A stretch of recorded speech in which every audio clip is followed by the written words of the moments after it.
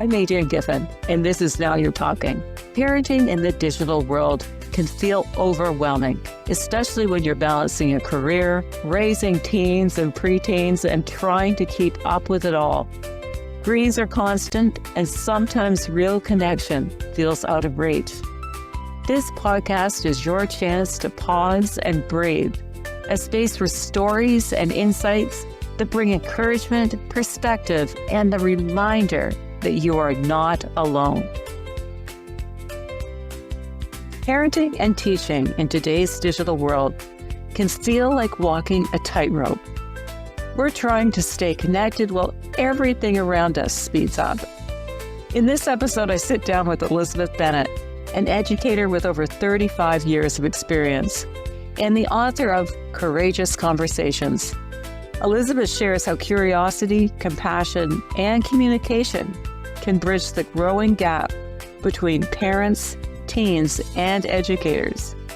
We talk about why so many kids feel unheard, how digital noise fuels disconnection, and how we can all learn to listen with understanding instead of judgment. Elizabeth's insights remind us that presence, not perfection, is what helps families and classrooms thrive. If ever you've wondered how to create more meaningful conversations with the young people in your life, this episode's for you. Let the conversations begin. Elizabeth, tell me about you and Well, I come from the field of education. I was in the field of education for over 35 years. And I retired several years ago as a school principal because I was done with that part of it. However, I wrote a book called Courageous Conversations, a guide for parents to understand and connect with their teens. Because that's really a disconnect. You know, kids don't feel heard. They don't feel valued. They don't feel like anybody listens to them. They don't even know, in some cases, whether they have purpose or not. Oftentimes, they're at wit's end with their parents and they yell and scream at each other and then off they go.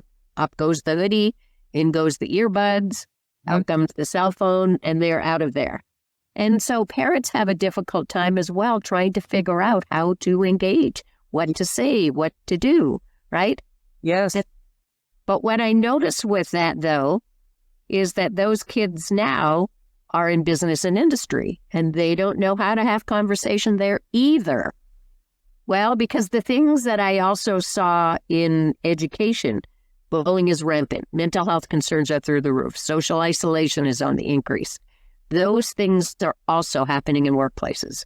More and more often, I see things on LinkedIn, particularly where we're talking about toxic environments and people not, well, because they don't feel heard, they don't feel listened to, they don't feel valued, they don't feel appreciated, right? And the sort of things are showing up there.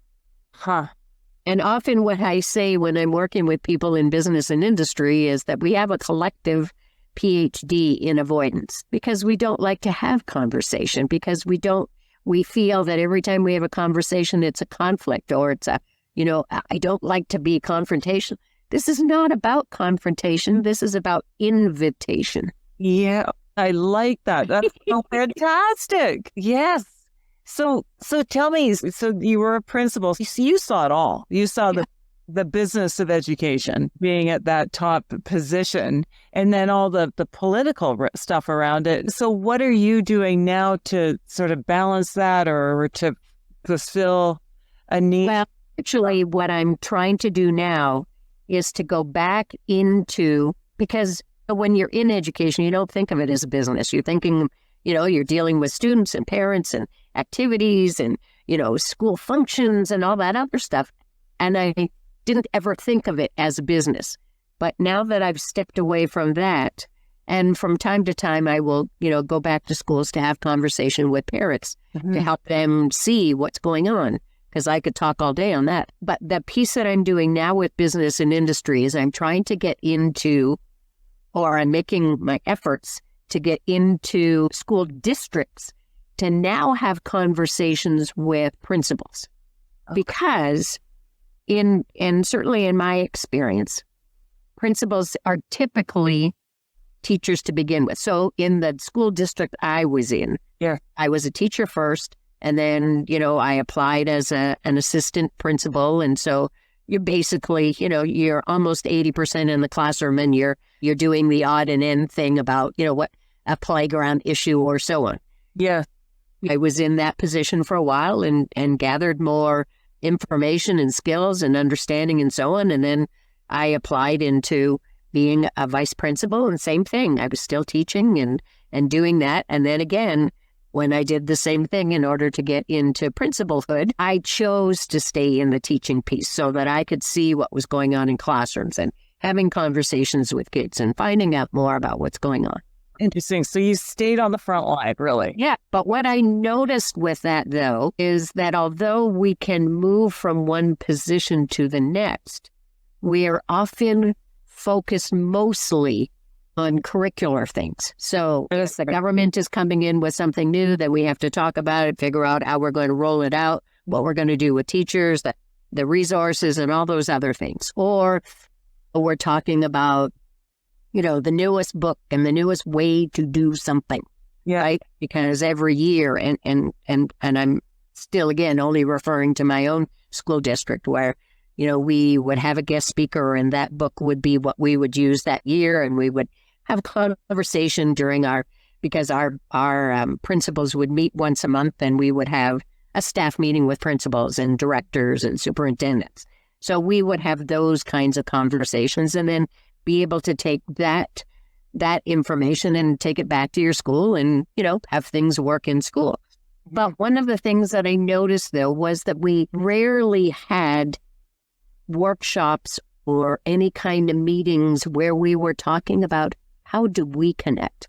How do we establish relationship? How do we do whatever, right? Yes. So you're left basically to your own devices in terms of how you deal with things. And so that's when I began to notice things. And we even do it as partners or colleagues in workplaces, right? We sort of, that's what Adrienne's like. Never mind, she'll be fine. Yeah. Rather than saying, so I've noticed that, you've looked a little sad these past couple of days, or you haven't been your bright, shining self. Yeah. So what's going on? Is there something I can do to help support you, right? Doesn't cost anything. In fact, it might end up saving your life, because in some cases it has happened that has been the very thing that has saved someone from going home and shooting themselves or doing whatever. So, it's not my intention for people to be therapists. It's my intention to have people have real, powerful, connected conversations. Yeah. Wow. This is music to my ears. It really is. I see the world from being a parent and a grandparent and how the world has changed. But it's so fascinating to talk with you about because you've seen it all. You've seen the evolution of education, really. And what you're saying to me is that it really is about getting back to the basics. Mm-hmm. But we've got to relearn those basics in a way. Well, we don't have to beat ourselves up over it. We can just start today, right? Yeah. Because we are talented in that regard. Yes. It's easy for us to beat ourselves up and shame and guilt and blame and all that stuff. I'm not talking about any of that. What I talk about with folks, and I have 5 strategies of dedicated listening that I use. So the first strategy is understanding versus judgment. So please understand what's going on for that other person, whether it's your child or whether it's a colleague or whether it's your partner, right? Yes. To really get to being curiously engaged about what's going on for them. Yes. Because if we don't, because any type of behavior is a form of communication. Yeah. The 96% of things that we don't say. Right. Yeah. But nonverbal. Right? But we show them with our facial expressions or our body language, or we don't look at the other person, or we mumble, or we avoid, because that's what I said about, having a PhD in avoidance. We just avoid it, hoping like hell it'll go away, right? Yeah. Rather than stepping into it and saying, look at, and part of that is, as part of the 5 strategies, is being able to come back over here and take a look at how we're showing up in that conversation, and that we need to take responsibility for where we are and say it. So, and that's what I mean about, starting right now. So if I'm having a particular, let's say, for example, I just yelled at you, right? There was something going on today. I was caught up in a bunch of stuff. I was out and somebody cut me off or whatever, right? And you and I begin to have a conversation or I just blast you for something. And then I say, oh my God, I'm so sorry, Adrienne, because that wasn't remotely about you. That was something that happened to me. And I mean, I don't need to get into the whole song and dance about it, but I could say that, my God, this happened today. I'm up to my eyeballs. I apologize. That was not meant for you. Now I also say, but I understand that there was an impact with you. So now I'm recognizing you too and saying, how can we fix this? How can we do something in order for this not to happen? Or can we start again? Yes. Conversation, right? Yes. And so that when you were saying that, I mean, that's about having that conscious relationship. And I've read lots of stuff in relationships, like our partners, so true in every interaction that we have. It's figuring out what happens when people trigger us. And that is a ripple effect to trigger somebody else. And so to acknowledge that is huge. And in both ways, right? I have done this and I'm, going to say whatever it is I'm going to say about how I have just shown up for you, and at the same time acknowledging you and the impact that it could have on you. Yes. Boy, that takes a lot of emotional intelligence to be able to even recognize that whatever just happened was a trigger and was more about ourselves than it was about the other person. And, it could be something as simple. So, for people who might end up listening to your podcast, or, it could be something that happens in your house. So you might have been yelling at your partner or your child or whatever because they keep leaving their mug right on top of the dishwasher. Why can't they put it in there, right? And you keep saying, yelling at them and so on, can't you put it away? And then finally, let's have a conversation about this. So I get that I continue to yell at you, and it hurts my heart that I do that because I get so frustrated. And I bet for you, it's equally as annoying because you don't want to be yelled at, and that it probably, my guess is, that it might hurt your feelings too. Yes. Can we do differently that this doesn't need to happen? Yes, yeah. Right, and then there's another opening for conversation there. Well, I probably could put my mug in the dishwasher. Hallelujah. You don't say that out loud, but, you're cheerful and joyful of the whole idea that maybe they've come up with a solution, right? But that's what it is. It's that invitation to see what can we do differently and how could this work differently? Yeah, in every level. When you talked about curiosity, and now I like curiosity because it's something that comes from, right? It gets rid of the judgment. If we're curious, it's not like we're judgy. I don't know, and I'm not, yeah, but so the verse is understanding, and so how do you just label what we just talked about, that triggering, or is that your number two? Well, I don't have them in any particular order. I just usually start with the understanding versus judgment, because then I go into a space where I talk about intentional time and how it's very critical for us to have intentional time, and particularly with our kids. However, in the workplace, I use the example of, turning around, like, if you're at your desk and you're sort of doing this and you're here and the person that you're speaking to is over there, and you still be over here. It's about stopping this, and it's about turning and facing. And I get that we have cultural things about people looking at each other in the eyes and so on. I get that piece. However, it needs to be a place where there aren't any distractions. So I'm going to turn off my screen, or I'm going to shut my laptop, or I'm going to put my phone over here and I'm not going to answer it, or I'm going to put it on silent for a moment while we're having this conversation. Because that's important too, because that's the space of value. That's the space of being heard. That's the space of being listened to. Yeah. All of those things are critical because we don't do that. No, and we don't model them for Right. So then nobody else knows that that's what they should be doing. Yes, yeah. And how do you feel? How does it make you feel when somebody actually does that? Yeah, it's almost unique now, isn't it? Somebody turns over their phone or says, oh, no, I'm not going to take this call because you're important.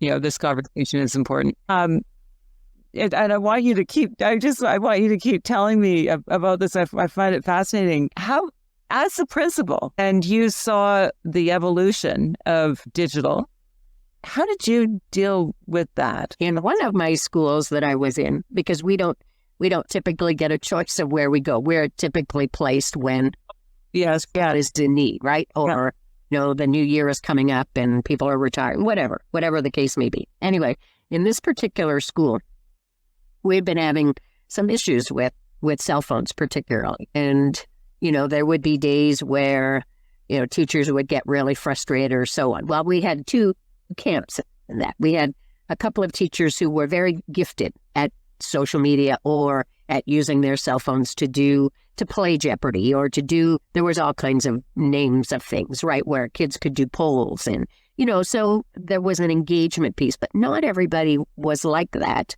Not everybody has those gifts and talents. And so I'm just going to give you that as part of the context. But what was happening was I was getting more and more cell phones on my desk.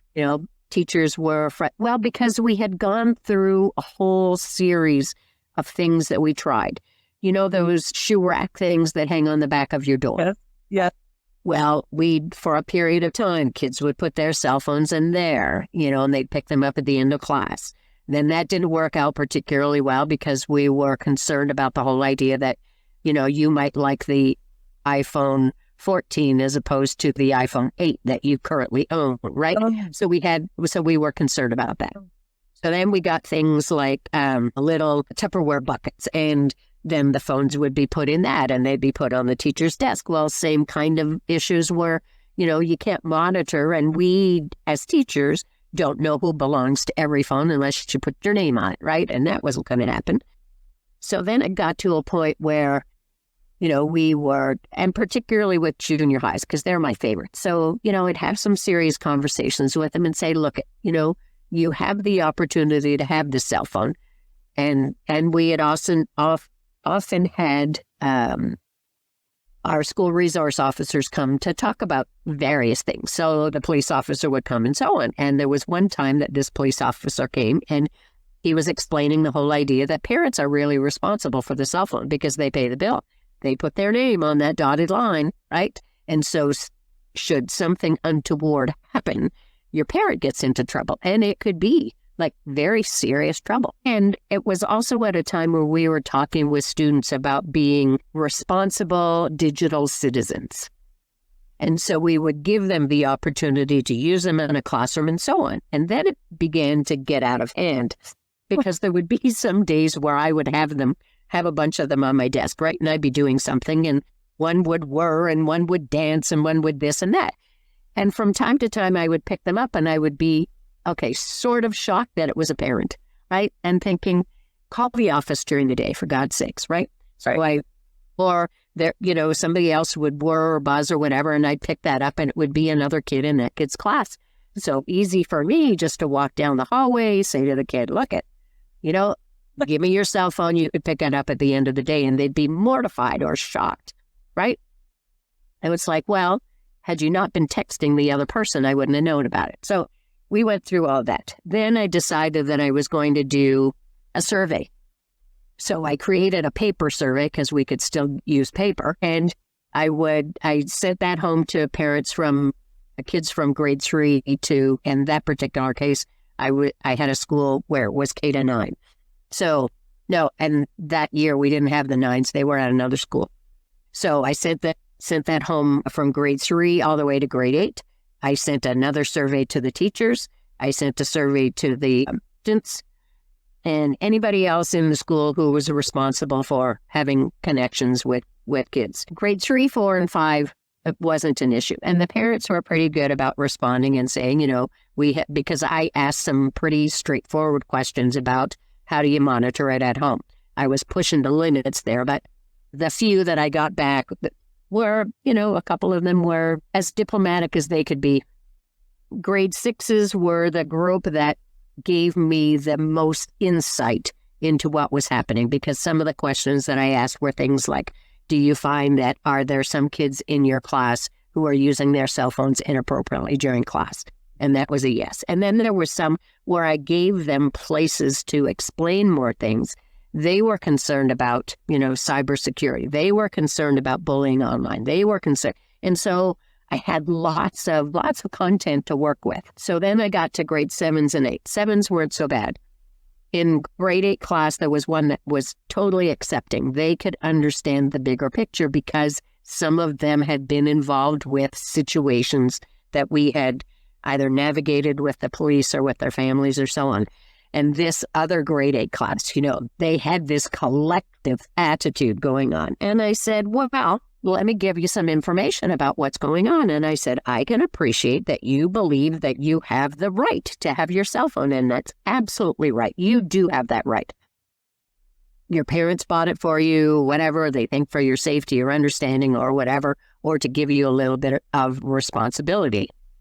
You have rights and responsibilities. And if you recall in grade 6 social, because I knew that, in your social class, you had government and there were rights and responsibilities. Well, you have the right to have your cell phone. You also have a responsibility to use it well. And considering that has not been happening, and there have been, and I gave them the list of concerns about cyberbullying, about, all kinds of things that were going on. And I said, so for a period of time, we're going to ask that you not have them in class. And here's the first part of what we're going to do about that. You can bring them to school and leave them in your locker. So then there were, a handful of parent concerns about that. And I dealt with those. And I just said, look, this is what's going on. And it's interfering with student learning. And it's not fair. And it's not right. And they're here to do that. And then there were some parents that were saying, oh, thank God. Too bad you didn't, or from time to time prior to sending out that poll, I would have called a couple of parents to say, look, I picked up your son or daughter's cell phone. This has been several times. And they would say, oh, please keep it and I'll pick it up tomorrow. Right. Right. Yeah. But then there were some that were just, like I had a parent come in one time and she said she was really, her hair was on fire. And she said, my daughter is being bullied and I want you to do something about it. And we had just had the police officer in. And so I gave her that shorter version of it and said that, parents need to be monitoring. So I didn't say it from me. I said it from him, which was a little bit easier, I think, for her to hear. That it's important for parents to monitor their children's cell phones to see the kinds of activity and the conversations or so. And I said, so that might be something you might consider doing. Maybe that's what you want to do. I wouldn't do that because I gave her that cell phone because I wanted her to have responsibility. I wanted her to have a little bit of independence and so on. Yeah. So they're her friend. And so she said, and I want her out of that classroom because this so-called friend is causing all this trouble and so on.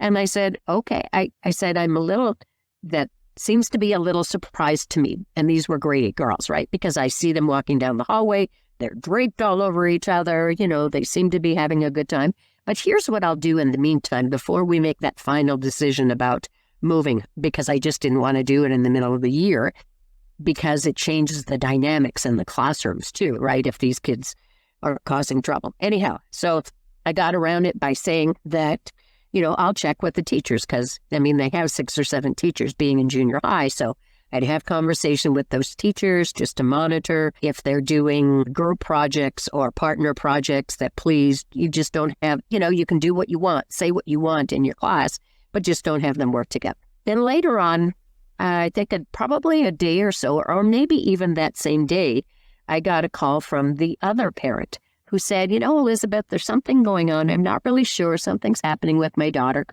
Could you just check it out for me? And I said, sure. I said the similar kinds of things. I didn't tell her that I had already been speaking with this other parent, But I said, sure, I'll check it out with the teachers, see if there's anything that more that I need to know about, and I'll certainly share that with you. The following week, the first parent who had come to see me, whose hair was on fire, was now completely, her ears were down a bed, almost like her tail was between her legs and so on. She had had a conversation with her daughter, and she recognized that in the conversations, it was her daughter who was the bully. Interesting. Yes. And as parents, we never want to see that. So what words of wisdom do you have, knowing what you've been through and what you've seen evolve? What do you have words of wisdom for parents these days? To start having those conversations. Yes. And they're having, it's on the back of my business card that says, step into your conversations with courage. So you need to be, as parents, I encourage them to step out of their comfort zone. And to be a little bit vulnerable and say, look, I don't have all the answers. I want to walk along this path with you. I want to help you out. I'm not trying to be a detective. However, I share that with them, and I say sometimes you need to be a detective. And that's with the curious questions too. Yeah. Tell me more about what's going on so that I understand, and then I can help you deal with whatever. Yes. I've created a board game called Now You're And it starts in high school. And it's a result of my book that I wrote called Unravel You. And it's just because and I'm giving you all sorts of information, but as an executive recruiter, we ask questions to our candidates that start in high school, because we work with a process called top grading that says that things that happen in high school repeat throughout a person's career. Just like you said at the beginning, exactly, people, who they are in high school, repeats into business. So what I'd like to do is ask you some questions off my board game. Now You're Talking. It's sure, that'd be fun. Going to manufacturing soon, and it will be available. And it's an actual board game where you go down with adversity and you go up with growth and change, and which is sort of snakes and ladders.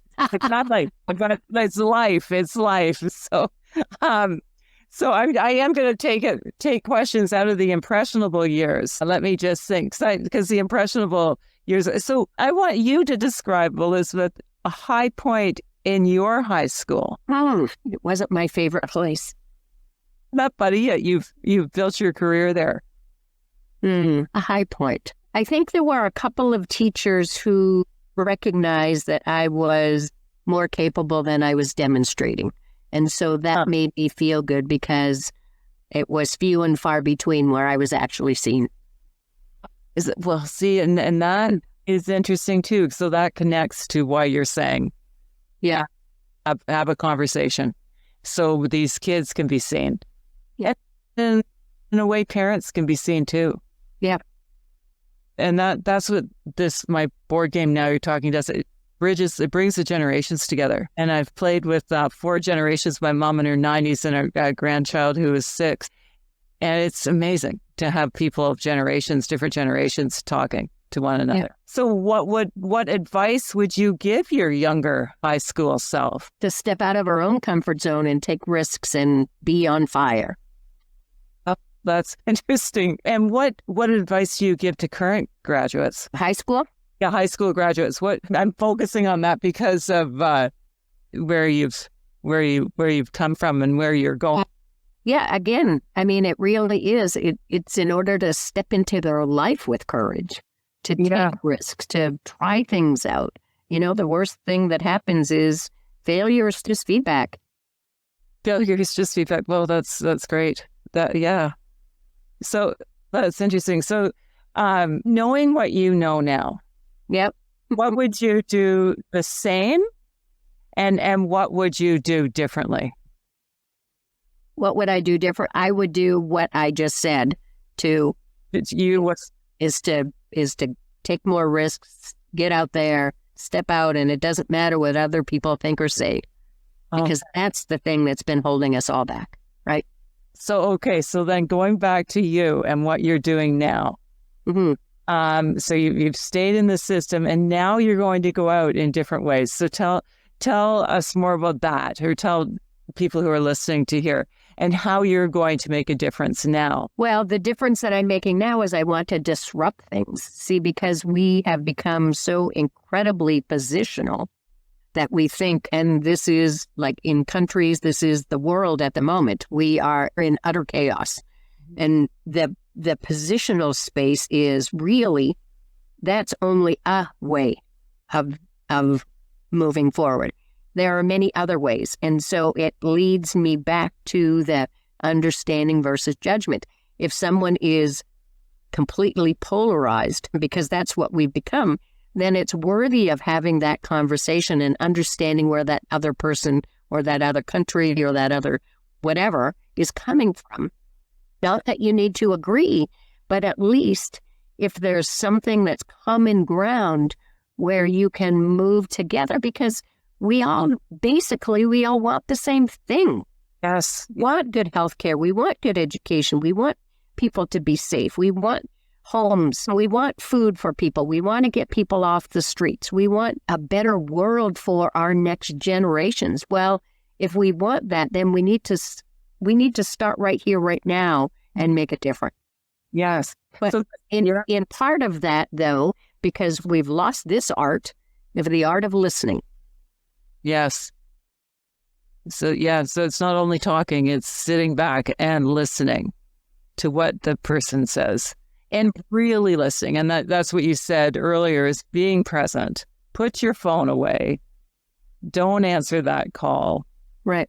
Be full. Well, and the listening piece as well is being able to not regurgitate and not do that therapist kind of, I hear you saying this, and you can say it if you want, but to say back some of what they've said. And if there's a word that you don't understand, if there's a way in which they've said it that's not quite clear, then ask again. So tell me more about that. Yes. Help me to really understand what's going on here. Yes. Yeah. Yeah. Well, so our conversation has gone full circle, really. I mean, where we started and now here, it's the same thing. Just really listening, be fully present, ask good questions that are curious instead of judgmental, understand when people trigger our some. But what I like too is what you said is not only be aware of that and how it's making you feel, how does then your reaction make the other person feel? And then it keeps going. And it's a way of stopping that process, that ripple effect of one bad reaction, creating many, many more. Well, and then the other piece of that too is about acknowledgement. And it's reflective acknowledgement in that you can, and there's little like dots underneath. So there's little elements underneath it to say, when you're sharing this with me, what would you like me to do? Do you want me just to listen? Mm-hmm. Want me to, come up with a solution for you? Or do you want me to walk along with you and we'll work on something together? So then there's choice too for how you can proceed from there. But then the other part of it is reflective in terms of acknowledging that person for the courage that it took them to share it with you. And how has that worked for you? Because you deal with all generations. You deal with teachers, you deal with students. How has that worked across the generations for you? In most cases, it's worked really quite well because people like to be acknowledged. They like to know that what they've said has been heard. Yes. Yeah. And that you might not have the answer, but at least you've allowed them to vent, because oftentimes people are not heard. Yeah. No one takes the time to listen. And that's what creates more fuss and more anxiety and more fear and more anger. And, if you and something just came to mind. It happened to be at an airport, and this family was ahead of me, and it was at the customer service because something had happened. We couldn't get our flight or something, and they were just going on, and they weren't listening to the person who was saying, "This is the best that I can do for you based on what's going on." Well, you could have done this, and you could have, and then the supervisor came over, and it was like, oh, okay, this could be tense. And the woman who was the customer service person said, "These are the things that I can do for you." And she kept her calm, which was because this family was, and they were all having things to say, right? It was bouncing off one parent to the other. And of course, naturally, the kids are seeing this in action too. And this woman did her, like I would have given her a badge for that, right? For just saying, these are the things that we talked about. These are the connecting flights. Because you could hear it. I mean, we were standing right there, right? And these are the best that we can do for you for now, till this next flight or whatever. Because, I mean, they weren't the only ones that didn't get their flight. Right. Yes. But she took the time to listen to what they had said, even though they were, their hair was on fire. She took the time to listen, and you could see that she was truly engaged just with them. And she was taking some notes and trying to listen, and between the two of them, and she asked them to speak one at a time so that she could understand really what was going on, right? And it was, for them, it was chaos and anger and frustration and so on, and they shouldn't have, missed their flight or whatever that was. And what was the outcome? Well, the best that they could do at that time was what she provided for them, right? Okay, so they became calmer and... Only sort of. But it's true that if she had come from a different perspective, she could have escalated. And what was interesting, too, when the supervisor came, the supervisor did not step in, which was very smart. Because it allowed her to be responsible for answering the questions, and it wasn't taken away from her. Does that make sense? Yeah. She wasn't diminished because she just continued. The supervisor sort of walked, listened, and just stayed there because we get into these situations and you never know who's going to do what, right? Because we know how chaotic the world is at the moment. Somebody could have pulled a gun or a knife or whatever, right? We don't want to think those things, but unfortunately they are the reality of what happens. So it was interesting from that perspective that client care person wasn't diminished. Yes. Well, and in fact, empowered. Yeah. As that the supervisor stood back and let this person handle it, but was just there in case they needed support. And just in closing, going back to students and the digital era, and parents too, but how from your perspective can we empower students to be the best they can be? So then when they leave high school and university and they go out into the working world, the workplaces are better as a result of them being there. Well, I mean, that's a multi-leveled answer. We could spend probably another 4 hours on that. I think part of it is that there need to be some boundaries that parents set. And that's a courageous conversation by itself, because what I've noticed through the years of having cell phones is more and more parents are using them too. And they're not, and they're scrolling and they're having conversation with you. Yeah, honey, that's okay. Yeah, you do that. And they're watching TV or Netflix or whatever. And that needs to be something that's modeled for them too, that there needs to be time, whether it's time at a dinner time, because I've certainly been to restaurants often enough to see families sitting there and nobody's having conversation.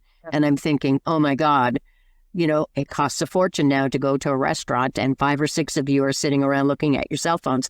Why did you bother? And so part of that needs to be the space of boundary and to have those conversations and to say, look at, yes, you can. And even as kids are younger, we need to be having those conversations to say, this is your cell phone time, or this is your screen time or whatever, and be firm about that. Yes, they're gonna have their hair on fire for a period of time, but the thing that they'll notice is now they'll do other things. Now maybe they'll get involved with volunteering, or they will, have more family time, because we're missing that too. Yes. Yeah. Less and less of that opportunity because we're not making it. Yes, not as much a priority.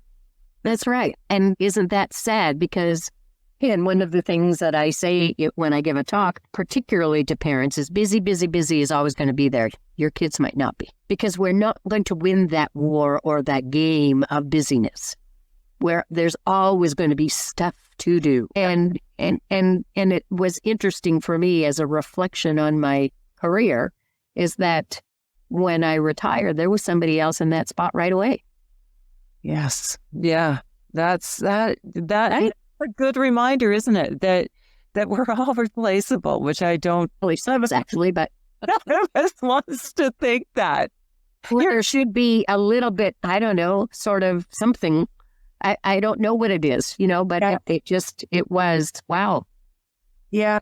That we are dispensable, right? Yes. Yeah. But now, Elizabeth, you're on to your next chapter. And I'm beginning of a new era where you're going to be even more courageous and more disruptive. And so now's your time. Well, and one of my goals is to speak at the UN. So, yeah, Well, because I really want to shake it up. I want people to recognize that, and I'm not sure how that's going to work exactly, but... Well, put it out there, and you just... Yeah. So someone will watch this podcast, and this could be the beginning. Yoo-hoo, that'd be awesome. That's nice. Thank you so much for having me on your podcast. Thank you. Really appreciate it. My pleasure. Good luck with your game. Thank you very much. Awesome. Fantastic. Thank you very much. And thank you for your time. Well, and I look forward to connecting with you again. Same here. Same here.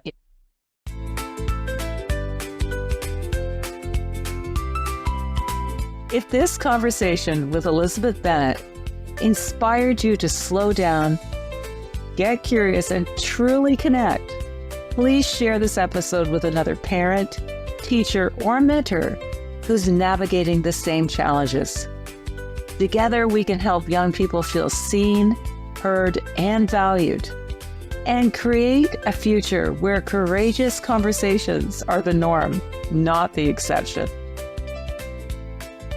You've been listening to Now You're Talking, parenting with a busy career while guiding kids through the lure of screens isn't easy, but meaningful connection is always worth it. Take a moment to start a conversation with someone you care about.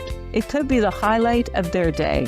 Until next time, let the conversations begin.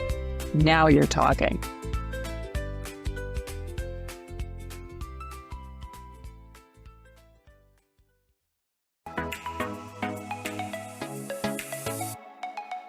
I'm Michelle Abraham, and we are honored to have Adrienne Giffen's Now You're Talking podcast on our High Vibe Podcast Network. For more High Vibe shows like hers, head on over to highvibepodcastnetwork.com and grab your free gift from our gift vault from all of our hosts. Until then, stay high vibe.